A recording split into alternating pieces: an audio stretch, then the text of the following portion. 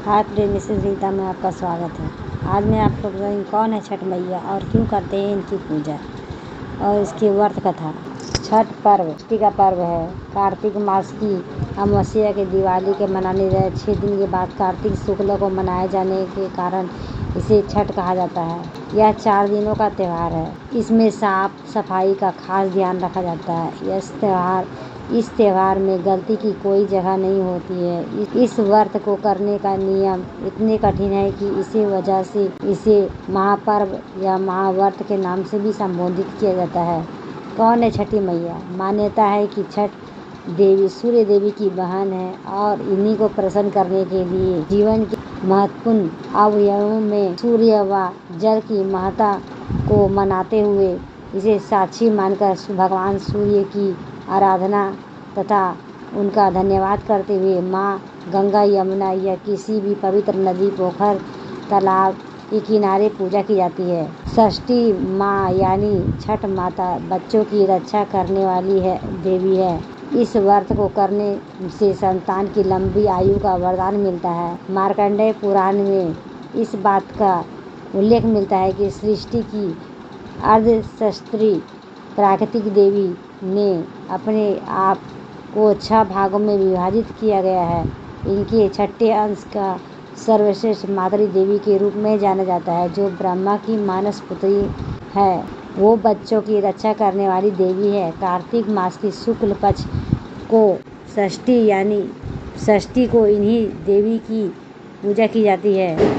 शिशु के जन्म के 6 दिनों के बाद इन्हीं देवी की पूजा की जाती है। इनकी प्रार्थना से बच्चे को स्वास्थ्य, सफलता और दीर्घायु होने का आशीर्वाद मिलता है।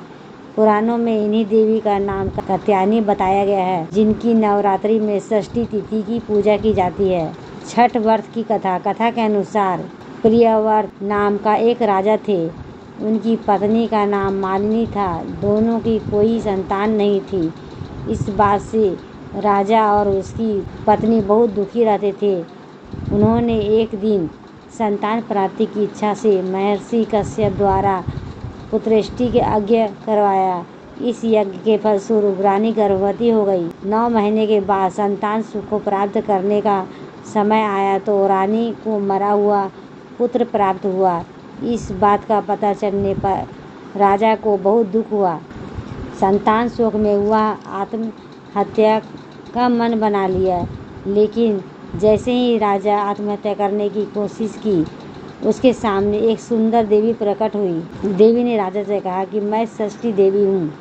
मैं लोगों को पुत्र का सौभाग्य प्रदान करती हूँ। इसके अलावा जो सच्चे भाव से मेरी पूजा करता है, मैं उसके सभी प्रकार के मनोरथ को पूर्ण कर देती हूँ। यदि तुम मेरी पूजा करोगे तो मैं तुम्हें पुत्र रत्न प्रदान करूँगी। देवी की बातों में प्रभावित होकर राजा ने उनकी आज्ञा का पालन किया। राजा और उसकी पत्नी ने कार्तिक शुक्ल की षष्ठी तिथि के दिन देवी षष्ठी के पूरे विधि विधान से पूजा की। इस पूजा के फलस्वरूप उन्हें एक सुंदर पुत्र की प्राप्ति हुई। तभी से छठ का पावन पर्व मनाने जाने लगा। छठ पर्व के संदर्भ में एक अन्य कथा के अनुसार जब पांडव अपना सारा राजपाट जुटे हुए हार गए थे। इस कथा के अनुसार जब पांडव ने अपना सारा राजपाट जुए में हार गए, तब द्रौपदी ने छठ व्रत रखा था। इस व्रत के प्रभाव से उनकी मनोकामना पूर्ण हुई था। पांडवों का राजपाट वापस मिल गया है। दोस्तों, ये वीडियो आपकी कैसी लगी? लाइक करें, सब्सक्राइब करें, बेल वाला आइकन को ऑन में प्रेस करें ताकि इसी तरह के लेटेस्ट वीडियो रोजाना मिल सके। Bye bye friends.